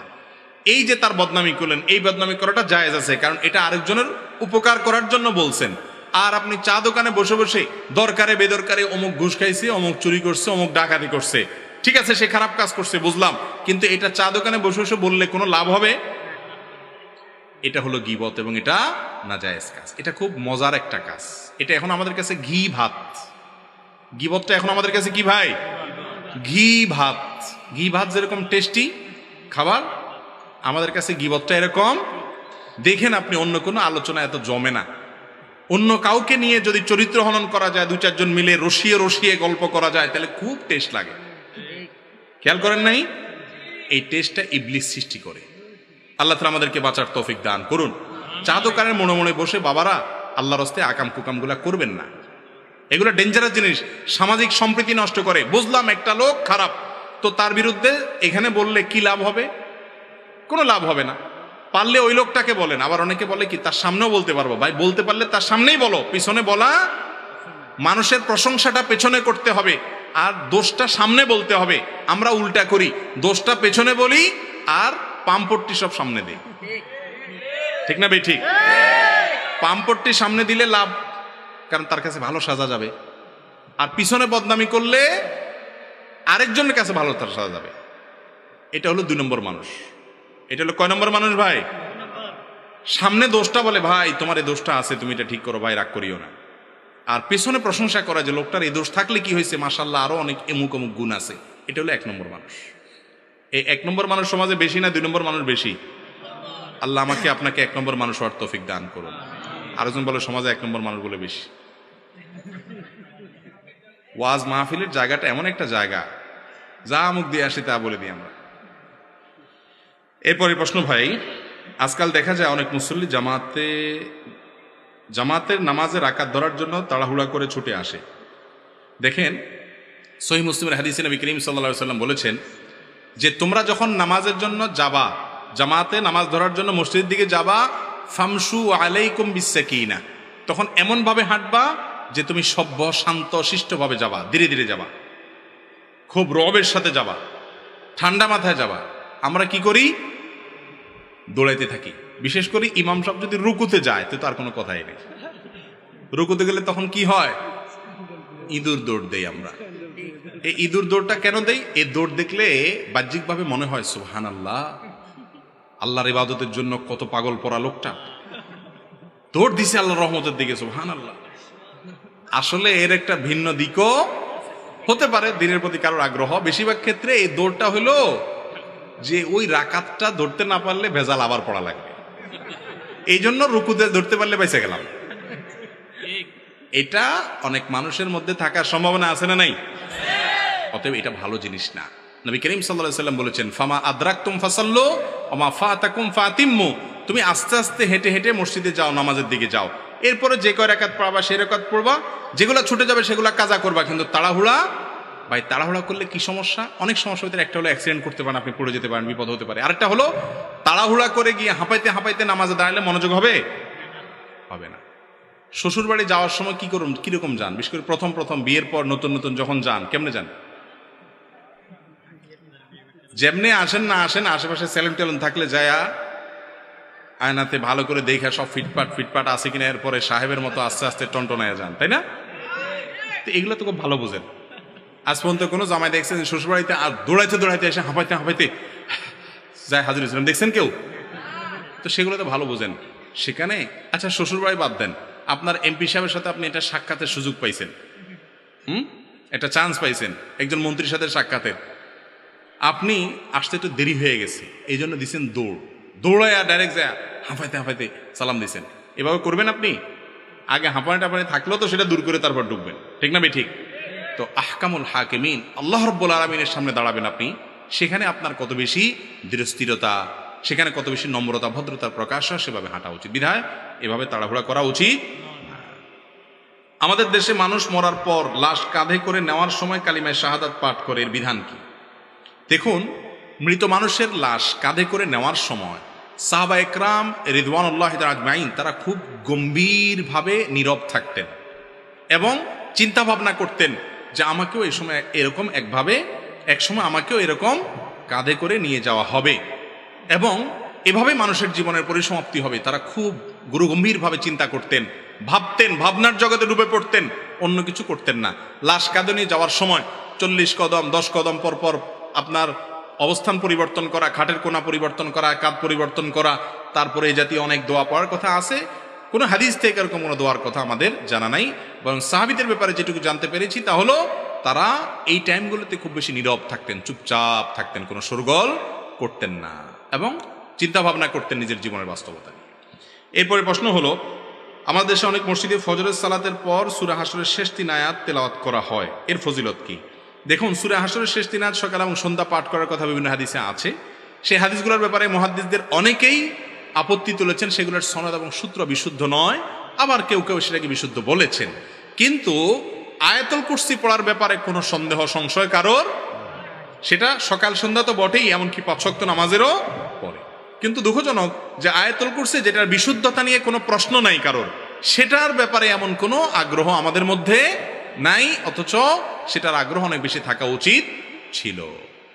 তো আয়াতুল কুরসির পাশাপাশি কেউ যদি সূরা হাশরের শেষ 3 আয়াত পড়ে, তাহলে সে বেদাত করছে বলা যাবে না, কারণ হাদিসে আছে এবং হাদিসের বিশুদ্ধতার সপক্ষেও অনেক মুহাদ্দিসদের যুক্তি আছে। কিন্তু আপনি যদি সনদের শক্তিশালী হওয়ার দিক বলেন, তাহলে আয়াতুল কুরসির চাইতে সন্দেহাতীতভাবে অনেক বেশি শক্তিশালী সূত্রে বিশুদ্ধভাবে প্রমাণিত আপনার সূরা হাশরের শেষ 3 আয়াতের চাইতে কোনটা? আয়াতুল কুরসি। কিন্তু আয়াতুল কুরসি পড়ার তেমন কোনো তোড়জোড় নাই, এটা আমাদের অভ্যাস গড়ে তোলা উচিত। আর ইমাম সাহেবরা সূরা হাশরের শেষ 3 আয়াত পড়ে মুসল্লিদেরকে নিয়ে পড়ায় সারা জীবন, 10 বছর 15 বছর 20 বছর ইমাম সাহেব একজন যে আরেকজন আসে, একই কাজ চলতে থাকে। আমি অনেক সময় জিজ্ঞেস করি, যদি এটা সাবেত হয়, তাহলে সে সাবেত হয়তো নিজে নিজে পড়াটা ইমাম সাহেব কেন পড়াই দেন? নবী করিম সাল্লাল্লাহু আলাইহি ওয়াসাল্লাম তো সাহাবীদেরকে পড়াই দেন না, আপনি কেন পড়াই দেন? আমল তো হবে নবী সাল্লাল্লাহু আলাইহি ওয়াসাল্লামের নিয়ম অনুযায়ী। তো বলে যে শেখানোর জন্য পড়াই, তো শেখানো কয় বছর ধরে শেখান? এটা কোনো যুক্তি আছে? অতএব ইমাম সাহেবরা সুন্নাহ সম্মত বিষয়গুলো মুসল্লিদেরকে তালকিন করাবেন এবং মুখস্থ করতে উদ্বুদ্ধ করবেন, সারা জীবন মুখে মুখে ধরে ধরে একটা পড়ে দিবেন, এটা সঠিক না। আমাদের দেশে অনেক বড় বড় ওয়াজ মাহফিলে বক্তারা ঐক্য হওয়ার কথা বলে, কিন্তু বাস্তবে বড় বড় আলেমদেরকে এক হতে দেখি না। এ বিষয়ে আপনি কি বলেন? ভাই দেখেন, এ বিষয়ে আমরা এর আগে অনেকবার বলেছি, ঐক্য যদি মনে করেন যে সব হুজুর একমতে আসা যাবে, এটা কিয়ামত পর্যন্ত সম্ভব? যতজন তত মত, মানুষের সবার মত এক হয়ে যাবে, এটা সম্ভব না, আর এটা প্রয়োজনও নেই। ডক্টর খন্দকার আব্দুল্লাহ জাহাঙ্গীর রাহিমাহুল্লাহ বলতেন, ইত্তেহাদ মাআল ইখতিলাফ, বৈচিত্র্যপূর্ণ ঐক্য, বৈচিত্র্যময় ঐক্য। তার মানে আপনার একমত হবে, আমার আর একমত হবে, তারপরেও মৌলিক বিষয় আমরা এক, সেদিক থেকে আমরা কি থাকবো? এক থাকবো। অনেক বিষয়ে মানুষের ভিন্ন মত থাকা সত্ত্বেও ঐক্যমতে আসতে পারে কি পারে না মৌলিক বিষয়ের উপরে, সেই চেষ্টাটা থাকতে হবে। আমি তো বলি যে ঐক্য সে অর্থে, যে অর্থে আপনারা মনে করেন সবাই এক কাতারে চলে আসা, ওইটা যতটা দরকার তার চেয়ে বেশি দরকার হলো পরমত সহিষ্ণুতা, অন্যকে ধৈর্য করা, অন্যকে সহ্য করার মানসিকতা থাকা। অতএব সেটা আমাদের মধ্যে আনতে হবে। আলেমরা বটে, অনুসারীরাও আমরা কম যাই না, এক হুজুরের ভক্ত আরেক হুজুরের বিরুদ্ধে লাগে, আছে না নেই? ফেসবুকে জেহাদ করে এক হুজুরের পক্ষ হইয়া আরেক হুজুরের বিরুদ্ধে। আমি তো বলি, কাউকে কটূক্তি করা, কাউকে গালমন্দ করা, কাউকে আক্রমণ করা, কাউকে বাজে ট্যাগ লাগানো, অমুকের দালাল টালাল ইত্যাদি বলা, এই কাজগুলো করাটাকে যদি আপনি ইসলামের খেদমত মনে করেন, সেটা ফেসবুকে করেন বা অন্য যেখানেই করেন, যদি এই কাজগুলোকে আপনি ইসলামের খেদমত মনে করেন, তাহলে আপনার ইসলামের শিক্ষক পরিবর্তন করা উচিত। আপনি যার কাছ থেকে ইসলাম শিখেছেন ওই লোকটাকে পরিবর্তন করতে হবে, কারণ সে আপনাকে যে পথ শিখিয়েছে এটা ইসলামের পথ না, এটা মুহাম্মদ সাল্লাল্লাহু আলাইহি ওয়াসাল্লামের পথ না। আপনি সুন্দরভাবে মানুষকে নসিহা করবেন, সংশোধন করবেন, তাই বলে বাজে মন্তব্য করা যাবে না। আমি অনার্স 2য় বর্ষের একজন ছাত্রী, আমি বোরকা পরে কলেজ যাওয়ার চেষ্টা করি। প্রশ্ন হচ্ছে, পর্দা করার ক্ষেত্রে মহিলাদের মুখ ঢাকা জরুরি কিনা? জি, অবশ্যই পর্দা করার ক্ষেত্রে মহিলাদের মুখ ঢাকবেন। এটা নিয়ে অনেক উলামাদের বা অনেকের দ্বিমত আছে, কিন্তু বিশুদ্ধ মত হলো মুখ ঢাকাটা পর্দার অংশ। কারণ আল্লাহ তাআলা কোরআনে বলছেন, ওয়ালা ইউবদিনা যিনাতাহুন্না ইল্লা মা যাহারা মিনহা, মহিলারা তাদের সৌন্দর্যকে প্রকাশ করবে না, যেটা প্রকাশ থাকে এমনিতে প্রকাশ, ঢাকার পরেও যেটা বাইরে থেকে দেখা যায় এটা কথা ভিন্ন, কিন্তু সৌন্দর্য প্রকাশ করবে না। আর নারী হোক আর পুরুষ হোক, সৌন্দর্যের রাজধানী হলো চেহারা, ঠিক না? ঠিক। তো চেহারায় যদি খোলা থাকে, তাহলে আল্লাহ তাআলা সৌন্দর্য ঢাকতে বলছেন, তাহলে পর্দা হলো কেমনে? কথা কি বুঝাতে পারছি?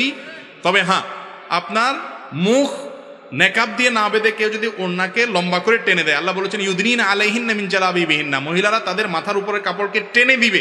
এই টেনে দিবে কেন? মুখ ঢাকতে হবে, সেই জন্য তো টেনে দিতে বলছে। অতএব ওইটাকে টেনে নিবেন, টেনে দিয়ে নিচের দিক থেকে খোলা থাকলো, সে অর্থে মুখ খোলা রাখতে পারেন। কিন্তু আজকাল যেটা করা হয় একেবারে টাইট করে এখানে একটা ওড়না পেঁচায় এমন ভাবে যে চেহারা আগে যদি ফুটে না উঠতো, এখন ওড়না পেঁচানোর কারণে আরো বেশি করে ফুটে। এরকম কিছু টেডি ওড়না আছে না নাই? এই টেডি পর্দা কিন্তু শরীয়তের পর্দা না। আল্লাহ আমাদের ভাই বোনদেরকে, মা বোনদেরকে সবাইকে বোঝার তৌফিক দান করুন। যে সমস্ত পুরুষরা তাদের মা বোনকে পর্দা ছাড়া বাহিরে নেন, অন্য পুরুষরা তাদেরকে দেখে কি চিন্তা করে? আপনি অন্য মহিলাদেরকে দেখে যে চিন্তা করেন, বুঝেন নাই কথা? আপনি কি চিন্তা করেন নিজেরটা তো নিজে জানেন। এবার বুঝেন আপনার বউ, আপনার মেয়ে, আপনার বোন, আপনার মা বাহিরে গেলে মানুষ কি চিন্তা করে। এরপর আপনার বিবেককে জিজ্ঞাসা করেন যে তাদেরকে বেপর্দা চলতে দেয়া আপনার রুচির কত নিচু তার প্রমাণ করে, ঠিক না বেঠিক?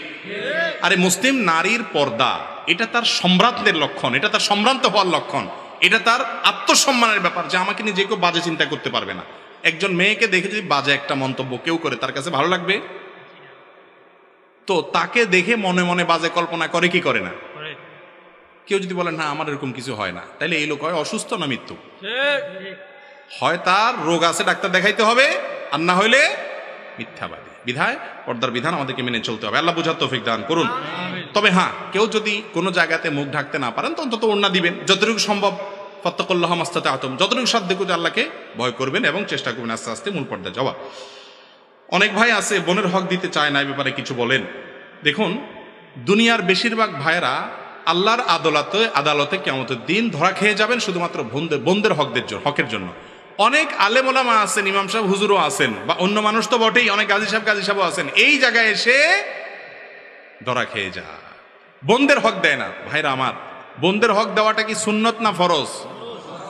আপনার বাবা মারা গেছেন, সম্পদে তাদের হক আছে না নাই? আপনার মা মারা গেছেন, সম্পদে তাদের হক আছে না নাই? আপনি যদি না দেন তাতে কি সওয়াব কম হবে না গুনাহ হবে? কিরকম গুনাহ হবে? চুরি করলে যেরকম গুনাহ হয়, ডাকাতি করলে যেরকম গুনাহ হয়, ওই রকম গুনাহ হবে। কারণ আপনি সম্পদ আত্মসাৎ করেছেন। বরং অন্যের সম্পদ চুরি ডাকাতি করা যেরকম অপরাধ, নিজের মায়ের পেটের বোন, রক্তের সম্পর্ক, আত্মীয়, তার হক নষ্ট করা তার চেয়ে ডেঞ্জারাস অপরাধ। ঠিক তো বলতেছেন? এখানে যারা মুরব্বীরা আছেন বা ভাইরা আছেন, বাপ মা মারা গেছেন, বোনকে পুরোপুরি হক বুঝাই দিচ্ছেন, এরকম কিছু মায়ের পুত বাপের পুত থাকলে হাত তোলেন তো দেখি। আল্লাহর এরকম বান্দা দেখান তো দেখি যে হিসাব করে পুরোটা দিয়ে দিচ্ছেন সব।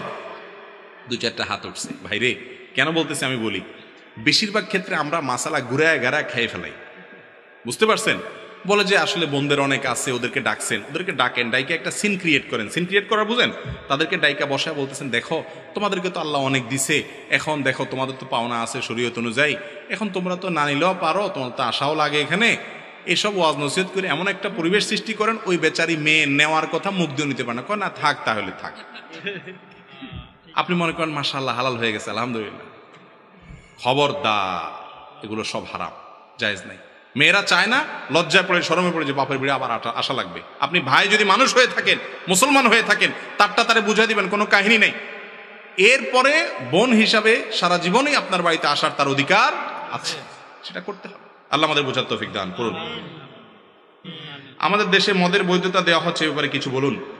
এ ব্যাপারে আমরা এর আগেও বলেছি, এখনো বলছি। দেখুন, 21 বছরের বেশি বয়স হলে যে কেউ, ঢাকা শহর তো বটেই, অন্যান্য শহরগুলোতেও লাইসেন্সধারী মদের দোকানে গিয়ে মদ পান করতে পারবে। এই আইন যেটা পাশ হতে যাচ্ছে সম্ভবত, পত্রপত্রিকা দেখেছি আমি, তো এই আইন যদি হয় তাহলে এই দেশে তরুণ সমাজ যতটুকু নষ্ট আছে, এই নষ্ট হওয়াটার ধারা আরো কয়েক গুণ বেড়ে যাবে।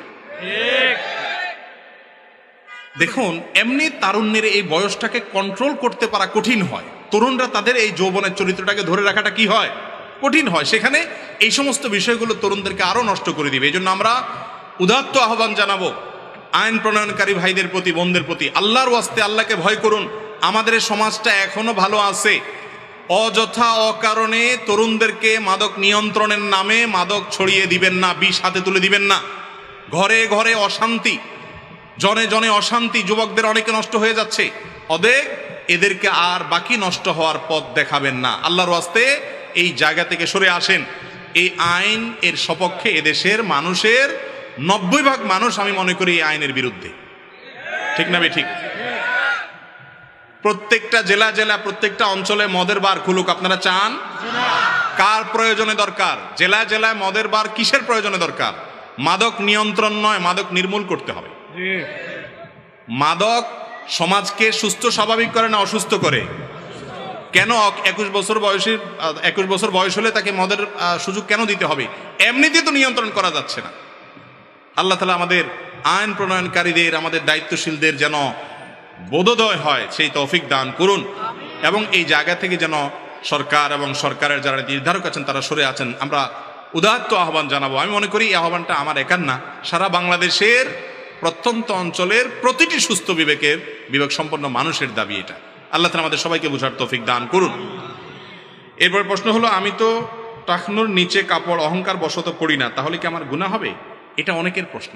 টাকনুর নিচে পোশাক পরা হারাম পুরুষের জন্য। কোন পোশাক? যেগুলো উপর দিক থেকে সাধারণত নিচে ঝুলে থাকে সেগুলো, মোজার কথা ভিন্ন। মহিলাদের জন্য আবার হারাম না, পুরুষদের জন্য হারাম। এখন কথা হলো, কোন কোন হাদিসে আসছে যে ব্যক্তি অহংকার বশত লুঙ্গি, পায়জামা, পাঞ্জাবি, চাদর এগুলা ঝুলায় রাখে, তার ওই পায়ের নিচের অংশ জাহান্নামে যাবে, আর নিচের অংশ জাহান্নামে গেলে বাকিটা জান্নাতে যাবে না, অর্থাৎ পুরোটাই জাহান্নামে যাবে। এখন কেউ কেউ বলে যে আমার মধ্যে তো অহংকার থাকে না, তাহলে তো তার উত্তর হলো যে অহংকার না থাকলেও যদি পড়েন তারপরেও গুনাহ হবে। এটাই বিশুদ্ধতর মত, এটাই জমহুর উলামাদের মত। কারণ কয়েকটা হাদিসে অহংকার বশত থাকার কথা আসলেও অন্যান্য হাদিসে অহংকারের কথা বলা নাই, বরং অহংকার ছাড়াই বলা আছে সর্বাবস্থায় আপনার টাকনুর নিচে কাপড় পরলে সেটা কোথায় যাবে? জাহান্নামে যাবে। অতএব এখান থেকে বেঁচে থাকা উচিত পুরুষদের। আর সম্প্রতি বোধহয় অনেক গবেষণা থেকে প্রমাণিত হয়েছে যে এটা পুরুষের পুরুষত্ব কমিয়ে দেয়। অনেকগুলো আর্টিকেল পড়েছি আমি, সংশ্লিষ্ট বোদ্ধা মহল লোকেরা আরো ভালো বলতে পারবেন, বিধায় এটা কোনো ভালো জিনিস না। একটা জিনিস দেখবেন, কোরআন হাদিসে যেটা নিষেধ করছে শয়তানটা আমাদের দিয়ে বেশি করা। মেয়েদেরকে বলা হয়েছে তাদের যত ঢেকে ঢেকে থাকবে তত ভালো, টাকনু সহ তারা ঢেকে থাকবে, তাই না? আর পুরুষরা টাকনুর উপরে পড়বে। এখন দেখবেন পুরুষদের প্যান্ট সব কোথায়? টাকনুর নিচে, আর মেয়েদের গুলা মানে কোরআন হাদিস যা বলা আছে তার হুবহু কি করতে হবে? উল্টাটা করতে হবে। বুঝাই গেছে এই সভ্যতা, এই সংস্কৃতি বিনির্মাণের পিছনে সবচেয়ে বড় অবদান হলো ইবলিসের। ইবলিস আমাদের সমাজটাকে সেভাবে গড়ে তোলার চেষ্টা করছে। আল্লাহ তাআলা আমাদেরকে বুঝার তৌফিক দান করুন। এরপর প্রশ্ন হলো, পরের জায়গা জোর করে দখল করে খাওয়া আখিরাতে তাদের বিচার হবে কি? দেখুন, অন্যের জায়গা যদি আত্মসাৎ করে কেউ, অনেক লোক আছে নামাজ কালাম পড়ে কিন্তু জমিতে খেতে কাজ করতে গিয়ে আস্তে করে আলটা ঠেলে, আছে না নাই? অন্যের জমি যদি কেউ আত্মসাৎ করে, নবী করিম সাল্লাল্লাহু আলাইহি ওয়াসাল্লামের বিভিন্ন হাদিস থেকে জানতে পারি আমরা, 1 বিঘা জমি যদি আত্মসাৎ করে, এই নবমণ্ডল ভূমণ্ডল, সাত্যবক নবমণ্ডল ভূমণ্ডল তার গলায় ঝুলিয়ে দেওয়া হবে, তাকে ধোসাতে থাকা হবে এগুলোর নিচে। অত্যন্ত ভয়াবহ বার্তা আসছে ভাই। আল্লাহ তাআলা আমাদেরকে বুঝার তৌফিক দান করুন। জমিন যাদের জন্য আত্মসাৎ করেন, এরা কি আপনার আমার সাথে এগুলাকে কেউ আমরা নিয়ে যেতে পারবো? যাদের জন্য করছি তারা কি এগুলার দায়িত্ব নেবে কিয়ামতের দিন? ভোগ করবে যারা, তারা কেউ দায়িত্ব নেবে না, ভোগ করবেন আপনি। আপনার মতো নির্বোধ আর কে আছে? আল্লাহ তাআলা আমাদেরকে হারামের বিরুদ্ধে হালালের পথে চলার তৌফিক দান করুন। এরপরে প্রশ্ন হলো, অসহায় মানুষকে অত্যাচার করা কাদের কাজ? অসহায় মানুষকে অত্যাচার করে যারা, তারা তো জালিম, অত্যাচারকারী। আর একটা বিশেষ কথা আছে এখানে, সেটা হলো অসহায়দের উপরে যারা চড়াও হয়, আল্লাহ মাফ করুন, এটা জাহান্নামীদের মার্কা। কাদের মার্কা? নবী করিম সাল্লাল্লাহু আলাইহি ওয়াসাল্লাম বলেছেন, জান্নাতি লোকদের বৈশিষ্ট্য হলো কুল্লু দাইফিন মুতাদাইফ, যে লোকগুলো নিরীহ, দুর্বল, ভদ্র, তার উপরে সবাই চড়াও হয়, সে গায়ের জোর দেখায় না, জোর থাকলেও ভদ্র, নিচু থাকে, কথা আস্তে বলে, ভদ্রতা দেখায়, এগুলো জান্নাতি লোকের মার্কা। আর জাহান্নামী লোকের মার্কা চিনেন? উতুল্লিন জাওয়াজ, মুস্তাকবির, অহংকারী, দম্ভ ভরে চলে, মানুষকে দমায় রাখে, কাউকে পাত্তা দেয় না, মানুষ মনে করে না, হ্যাঁ, গোয়ার কিসিমের, তেড়া কিসিমের, এই স্বভাবগুলো জাহান্নামী লোকের। আল্লাহ তাআলা আমাদেরকে জান্নাতি লোকের মার্কা এবং বৈশিষ্ট্য অর্জন করার তৌফিক দান করুন। এই জন্য নিরীহ দুর্বল মানুষের উপরে চড়াও হওয়া এটা জাহান্নামী লোকের লক্ষণ এবং খারাপ লক্ষণ। এটা যদি আপনার মধ্যে থাকে, নিজেকে ভৎসনা করেন এবং চরিত্রকে পরিবর্তন করার চেষ্টা করেন। এরপরে প্রশ্ন হলো, একজন মুমিনের জন্য কাপড় পরিধান করার নিয়ম কি? কাপড় পরিধান করার ক্ষেত্রে একটা সুন্নাহ আছে যেটা আমরা বেশিরভাগ লোক খেয়ালই করি না, সেটা হলো ডান হাত আগে দেওয়া। শার্ট বা জামা পাঞ্জাবি যেটাই পরেন, আগে কোন হাত ডুববে? জুতা পরার ক্ষেত্রে ডান পা। আমরা মনে করি ছোট ছোট কাজ, এটা আবার এমন কি জিনিস? ওই যে বললাম, লা তাহকিরান্না মিনাল মারুফি শাইআ, কোনো ছোট কাজ, কোনো ভালো কাজকে ছোট মনে করা যাবে। কিয়ামতের ময়দানে যখন দেখবেন একটা ছোট আমলের জন্য ধরা খাই গেছেন, তখন বুঝবেন এটার মূল্য কত বেশি। বিধায় জামা কাপড়ের সময় পড়ার সময় এই সুন্নতটা করবেন। আর হলো বিসমিল্লাহ বলবেন, বিসমিল্লাহ বলে ডান হাত দিয়ে শুরু করবেন। এবং আরেকটা দোয়াও আছে, হ্যাঁ, সে দোয়া পড়বেন। বিশেষ করে নতুন জামা পরার একটা দোয়া আছে, সাধারণ জামা পরার একটা দোয়া আছে। আলহামদুলিল্লাহিল্লাযী কাসানি হাদা মিন গায়রি হাওলিন মিন্নি ওয়ালা কুওয়া। আল্লাহর প্রশংসা করছি যিনি এই পোশাক আমাকে পরার তৌফিক দিয়েছেন, আমার কোনো সক্ষমতা ছাড়া, আমার কোনো নিজস্ব কোনো আপনার সামর্থ্য ছাড়াই আল্লাহ তাআলা আমাকে তৌফিক দিয়েছেন। সামর্থ্য ছাড়া বলতে আমি আমার যতই পাওয়ার থাকুক, আল্লাহ তৌফিক না দিলে হতো না। আল্লাহ তৌফিক দিয়েছেন, সেজন্য আল্লাহ শুকরিয়া আদায় করা। আরো দোয়া আছে। এরপরের প্রশ্ন হলো, হিন্দু লোকের সাথে ব্যবসা করা যাবে কিনা, হিন্দু লোকের কাছ থেকে সাহায্য নেওয়া যাবে কিনা? দুইটার উত্তর হলো হ্যাঁ বাচক। অর্থাৎ হিন্দু লোকের সাথে ব্যবসাও করা যাবে, তার থেকে সাহায্য নেওয়াও যাবে, তাকে সাহায্য করাও যাবে। আমরা অনেকে মনে করি যে এই জিনিসগুলো বোধহয় অনেক খারাপ জিনিস। না ভাই, যারা অন্যান্য ধর্মাবলম্বী তাদের সাথে আমাদের লেনদেন, কেনা বেচা, হাওলাত দেওয়া, হাওলাত নেওয়া, সদাচরণ করা এগুলো নিষিদ্ধ তো নয়। বরং আল্লাহ বলেছেন, লা ইয়ানহাকুমুল্লাহু আনিল্লাযীনা লাম ইউকাতিলুকুম ফিদ-দীন ওয়া লাম ইখরিজুকুম মিন দিয়ারিকুম আন তাবাররুহুম ওয়া তুকসিতু ইলাইহিম ইন্নাল্লাহা ইউহিব্বুল মুকসিতিন। যে সমস্ত অমুসলিমরা তোমাদেরকে দেশ থেকে বের করে দেয় নাই, তোমাদের উপরে জুলুম চাপায়া দেয় নাই, তোমাদের সাথে সহাবস্থান করছে, তোমাদের সাথে পাশাপাশি অবস্থান করছে শান্তিপূর্ণভাবে, তাদের প্রতি তোমরা সদাচরণ করতে আল্লাহ নিষেধ করেন না। বরং আল্লাহ তাআলা সদাচরণকারীকে, ন্যায়নিষ্ঠ আচরণকারীকে আল্লাহ বরং ভালোবাসেন। বিধায় আমাদের নবী করিম সাল্লাল্লাহু আলাইহি ওয়াসাল্লাম মুসলিমদের থেকে হাওলাত নিয়েছেন, সাহাবীরা তাদের সাথে লেনদেন করেছেন। বিধায় এগুলো কি না নাজায়েজ না। নাজায়েজ যে বিষয়টি সেটা হলো আপনি অন্তরের অন্তঃস্থলে ওই ব্যক্তিকে জায়গা দেওয়া যে ব্যক্তি আপনার রবের অস্তিত্বের স্বীকৃতি দেয় না, কিন্তু এজ এ মানুষ তার সাথে সৌহার্দ্যপূর্ণ আচরণ, সুন্দর ব্যবহার এবং সকল কায়কারবার তার সাথে করার সুযোগ, কায়কার বলতে আর্থিক যে কায়কারবার, এগুলো করার সুযোগ আছে। প্রতিবেশী হিসেবে তার খোঁজ খবর নেবেন। নবী করিম সাল্লাল্লাহু আলাইহি ওয়াসাল্লামের একজন কাজের লোক ছিল, সম্ভবত ইহুদি। তিনি অসুস্থ হওয়ার পর নবী সাল্লাল্লাহু আলাইহি ওয়াসাল্লাম তাকে দেখতেও গেছে। এখন যদি কোনো ইমাম সাহেব কোনো হিন্দু ড্রাইভার রাখে কোনো হুজুরে, কি করবেন আপনারা বলেন? আমার নবী করিম সাল্লাল্লাহু আলাইহি ওয়াসাল্লাম যে ইসলাম দিয়ে গেছেন, সেখানে ভিন্ন ধর্মাবলম্বীদের সাথে সহাবস্থান, সৌহার্দ্যপূর্ণ অবস্থানের নির্দেশ আছে না নাই? আছে। আমরা সেটাকে মনে করি অনেক খারাপ কাজ, আর তার চাইতে খারাপ কাজ যেটা জিগরি দুস বানায় থাকা, সেটা করে বসে থাকি আমরা। আল্লাহ আমাদের বোঝার তৌফিক দান করুন।